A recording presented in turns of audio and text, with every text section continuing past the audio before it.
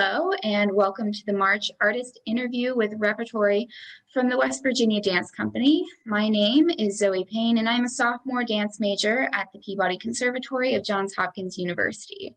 I'm a West Virginia native, and I grew up under the influence of the West Virginia Dance Company, and I am so excited to sit down with the dance department chair of the Peabody Dance program that I'm a part of, Danah.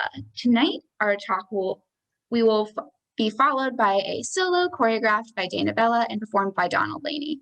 Thank you so much for joining me, Danah. Thank you for having me, Zoe, and this opportunity to speak. I appreciate it. Before we dive into your creation of the piece, can you give our audience just a brief introduction of yourself and your experience in the dance world, and then how you came to know the West Virginia Dance Company? Yeah, sure. So as you know, I'm Danah. I'm the chair of the dance program at Peabody Conservatory. I actually started dancing when I was really little, when I was 7. I wanted to be a ballet dancer, and then I didn't. I went to college and I found modern dance, and I learned about Isadora Duncan and how modern dance was this sort of feminist act, and I thought, how could I not be a part of that? So I chose at that moment, when I found out about Isadora Duncan, that this was something I was going to do no matter what. So I did. So I danced in California, New York, and then I got my graduate degree, and then I ended up getting a job. I used to actually teach at a school in Virginia, in Southwest Virginia, called Repertory University, and that's actually where I met the West Virginia Dance Company. I was teaching there at the time when they came and they did a performance in one of our studio theaters. And then after that, I think it was just months later, they came back and they did an audition because they were looking for dancers. So they auditioned some of our senior dance majors, and they took, I think they took 1 or 2. And then because of that relationship, the following year, I actually became the chair of the department, and I invited them back and asked them to come and teach some master classes and to perform, and of course bring our dance majors back so they can, see, so our current dance major can see what our dancers are doing when they leave. And that time, so the first time they were there, I met them, but I think I was in and out. I think I was performing or something, but this time I got to sort of sit and talk with Tanita and Donald, and it was like love at first sight, I'll be honest. I mean, Tanita and Donald and we just instantly sort of hit it off, and I felt like I just became a part of that community really quickly. There wasn't a time where we had to get to know each other, and like they embraced me, like Tanita wholeheartedly embraced me right from the hello. So, and because of that, go ahead. I think that's what happens whenever anybody interacts with them. It's just this immediate, of course, we're going to have them back because of what they bring to the table, to the community, but also individual students in workshops, and just how Tanita introduces the company and how community driven it is. Yeah, and one of the things I love about the company too, speaking about the community, is I love how part of the mission, and maybe it's not part of the mission, but in my mind, this is part of the mission / vision, is to sort of to challenge the stereotypes of what people think about West Virginia and people who live in Appalachia, and the stories behind West Virginia. I mean, I appreciate that that's something that they are doing, because they're especially someone coming. I grew up in Southern California, so of course the things that I heard about West Virginia were the things I was continuing to hear, and then to learn about coal and just about like the stories about these different folklore, all these things. It really sort of opened up a whole other perspective for me, and I really appreciate that. Yeah, I completely agree. Whenever I saw their redneck piece, it completely gave me a new perspective of what coal mining really meant and what being a redneck meant, and how it's kind of changed. But it was such a powerful move for the coal miners to like present of like, we're unifying together, and that kind of speaks to the true Appalachian culture and our history. And that wasn't something I learned in school. It was something I learned from viewing their piece on stage. And thank you for that reminder of that piece, Zoe, because that actually is the piece that I was referring to. I could not think of the name of it. I remember the bandana and I just couldn't remember, but yes, that piece, that's such a powerful piece. They actually performed that piece at Radford University, where I was before. That's the first time I saw it. And I remember I was blown away just by the story, just from reading the little bit in the program. And then that was mind blowing for me. I think Danah does a really great job of curating the stories so that you can really connect with them. And the way she gives the voice to the dancers to interpret for themselves and to bring that to light is so powerful. And I love the piece that we're about to see after this. I first saw this piece at the West Virginia State Dance Festival, and that's also where I met you and learned about the program, which we are currently a part of now at Peabody, when it was in its kind of formative ideas. I was so glad that Danah was able to include you in the state festival and you taught a master class. And I think the dance company is really central for me as my experience of dance in West Virginia. And it impacts us so much more than just the stage. And that masterclass was just an amazing way, and just one of the ways that West Virginia Dance Company has kind of created these extra opportunities for students like me. I don't know where I'd be if I didn't meet you in that one masterclass, and it's so amazing to like see what has happened since then. Yeah, that I do have to say, the West Virginia State Dance Festival, I've never seen anything like it before. So just that in general is pretty amazing. So kudos to West Virginia for having that festival, because it's not very common. And you're right. I think just, from the little that I have seen of West Virginia Dance Company and in their community, because I'm typically not in it, I'm just with the dance, the dance company itself. You can see how influential they are. You can see how for them, it's not just about producing these pieces and sharing the work, but they actually really are, it seems like it's a goal for them to nurture dancers from when they're young and help them find their way to college or to a professional dance company or whatever that is. And it seems like they take on the dance students as if they were part of their dance company, not just students that they've met at festivals or students that have come and taken their class or that are groupies. They actually know their names and know all about their dancing.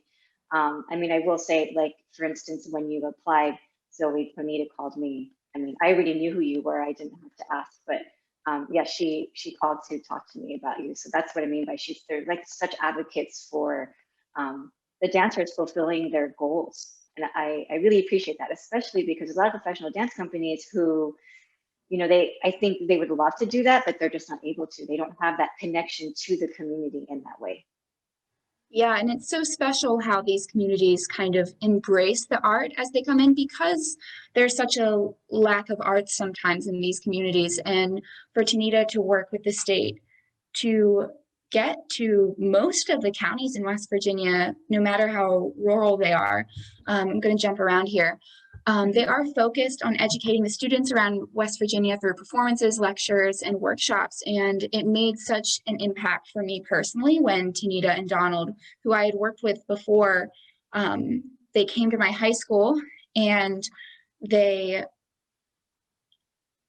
did their piece for both the high school, and then we actually worked with the county to bring the middle school and elementary school students in. And that actually led me to have like an opportunity with one of the elementary schools to start an outreach program based on the workshop that they had. And that just goes to show the like greater impact of the work that West Virginia Dance Company does and the influence that it has of, it's more than just dance. It's also, it has a STEAM element where you're learning these important math and science concepts through art and learning how to appreciate art, how to integrate art into your body. And for me, that really made a big difference and kind of opened my eyes to arts advocacy as a whole and how that can be tied in with dance. Mhm. Do you I want to think talk a that, little bit about that? Yeah. Go yeah, I ahead. was gonna say, I think that one of the things that stands out or makes West Virginia Dance Company different than other professional companies is that educational arm that they have. A lot, because I know from doing this piece with the company, it isn't about just creating this piece and then they bring it. We talk, like my piece was about Africa, and it wasn't like you just bring the piece to the students to watch, but they actually created a whole lesson plan. There were key elements that we had to make sure that were met in the piece. I mean, it was well thought out. I mean, it was as if a school teacher was, creating this work, giving me the theme and the elements that I had to include rather than a director of a dance company, right? And I really, that was one that was really helpful for me, because when she asked me, of course I said yes, because I would say yes, but I would always say yes to Tanita, but I didn't really know, because I've never created a piece for something like that before. So that was helpful to kind of understand those things from that perspective. So I think that piece really, really is different than other companies. Sometimes I think the majority of dance companies go out and they get these grants to work in the schools, but what they're doing is they are sort of just focusing on the craft of dance or the technique, teaching, students how to do a plie or what first position is, or, how to turn. Whereas this is the actual integration with the curriculum, I think is really significant difference. And in these workshops, Tanita makes it so consumable to these students that have never experienced dance before. And they only want to experience dance again if it's a good experience. And from all of the work that I've seen and the work that I've done with her with different workshops of assisting her, it has been amazing to see how she puts it in terms that they can really relate to, of through nature and through science, and coming at it from kind of their point of view, like bringing a child's curiosity back to them, to put that in their hands of, this is something tangible that you can also do. And you see this, you saw this in the dance that you just watched, that you saw like a whole story unfold, and now you can be a part of that story. Oh, Back sorry, to this Zoe, you piece that froze we're just for a about. moment. Sorry, you froze for a moment. I didn't hear what you said if you asked me a question. Going back to the piece we're about to watch, can you talk a little bit about what creating the solo on Donald looked like and kind of the creative process behind it? Yeah, so the solo actually, it was created, well, I created for both Donald and for myself, to be honest with you, because I was already working on this other solo that was about weathering, and sort of like how the body weathers, and those kinds of things, and dealing with injury and all this stuff. And Donald and I had lots of conversations about that, and then as I was starting to, as I was in the creation process by myself, so I did a lot by myself because we didn't actually have a lot of time together. So I would create material and I would record it, and then I would send it to him. And then sometimes he would send things back to me. And then we eventually came together. I think it was during the West Virginia Dance Festival, we came together. That was, I think, the first time maybe we came together. I can't remember, but we spent sort of 3 or 4 days just, in the studio working it out. Like, because obviously in translation, in the videos, it's supposed to be the shoulder that leads, and he would be leading with, his arm or something, just because the video didn't quite pick up some of the nuances.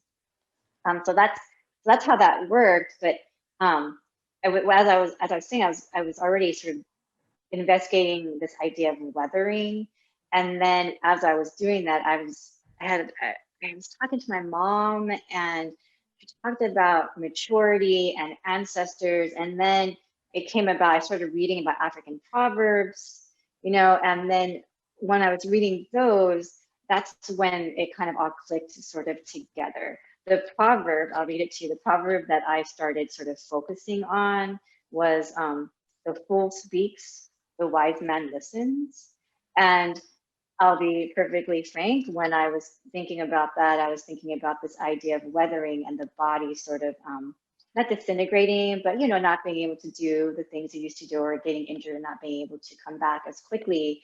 And how you start to sort of have these conversations with yourself, but you're not really, you know, and they're like kind of negative, you know, and you keep talking and you keep talking, and then somebody else, like your mom, or you start thinking about your ancestors and the things that they went through, and then they start to inform your movement, you know, when you go through this sort of improvisation process where you can like start to shed things. Yeah, and then it came to that then suddenly that proverb was clear to me. So that's where that came from. And like I said, John and I talked about it all the time, you know, I don't know if he wants me to share this, but we talked about our age. We talked about, you know, just those things like how our bodies are tired, and that, you know, sometimes we can't keep up with these young dancers, you know, and of course, you know, it was just me, so I don't really have as much as that, but so that's kind of where that came from. And then, like I said, you know, I recorded, I sent, we found time to meet together and sort of solidify things. But I think prior to West Virginia Dance Festival, I think we met one other time. He actually came to Peabody, and he taught a few master classes when he was here, which the dancers completely loved. And then, and of course, they were just like, oh my God, he's so beautiful, Danah. Oh my gosh, you're a gorgeous dancer. And then we rehearsed then too. We spent like this really intensive, like 3 days together here at Peabody as well. Yeah, and it was, and then of course, you know, I'd see it on him and I'd want to change it because, you know, he has these really beautiful long legs. And I'd say, oh no, you should go way over there on that side, or maybe this can be up here, because I can't do that, but it looks gorgeous on him. So I was changing things to make it letting work. letting Donald take up the space. Yes, absolutely. Well, Always really powerful. Yeah. And you don't really have to let him take the space. He just takes it up. You know, the first time I saw Donald actually dance was at it used to be called ACDF, American College Dance Festival, which is now ACDA, and it was in Buckhannon, West Virginia, and it was the like company gala kind of performance. It was like, you know, just professional dance companies, and he did this solo. It was just him in the middle, and he had this material around him. I don't know if you've seen it, Zoe, but I mean, it was really like you couldn't really see his legs because the material was huge. Almost, I feel like it didn't cover the entire stage, but it covered a lot of the stage, and it was just his upper body, and I was just blown away. I was like, who is this person? I need to know who that is. Yeah, and then somehow our worlds aligned, and then it turned out we knew so many people, you know. Anyhow, but yeah, so he was quite inspiring to me as well. Yeah, so that's kind of how that process was. I wish we could have been more. I wish there could have been more interaction with each other, because I'm sure that would have changed not only his solo, but the way I do it too, because I also have a version of it, which is not nearly the same, but if you look at it, you could see that the template is there. But yeah, I would have loved to have had more time so that we could actually have more conversations and, you know, and just see the way he embodies stuff. You know, we did it together once in the studio when we were rehearsing, because since we both know it. And I remember thinking to myself, oh, Danah, you're not traveling. Danah, what are you doing? You need to keep up with John. It's hard to do, like the height difference. He's so expansive. Yeah.